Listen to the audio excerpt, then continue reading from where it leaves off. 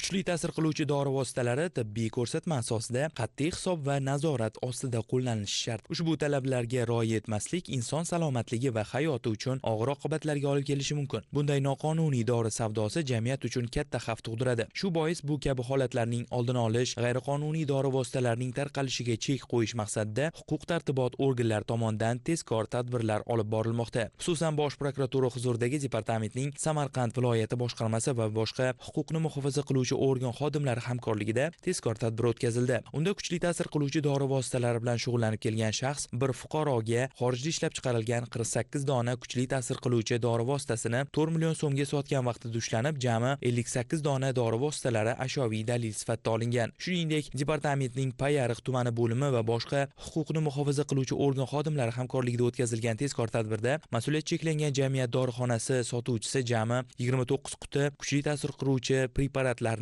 qonunga xilof ravishda fuqaroga sotgan vaqtida ashyoviy dalillar bilan ushlangan. Bundan tashqari, departamentning Samarqand shahar bo'limi va boshqa huquqni muhofaza qiluvchi organ xodimlari hamkorligida o'tkazilgan tadbirda kuchli ta'sir qiluvchi dori vositalari bilan shug'ullanib kelgan fuqaro jami 20 dona dori vositalarini fuqaroga sotgan vaqtida ushlanib, undan yana 14 dona tabletkalar ashyoviy dalil sifatida olingan. Mazkur holat yuzasidan Jinoyat kodeksining tegishli moddalari bilan jinoyat ishi qo'zg'atilib, tergov harakatlari o'tkazilmoqda.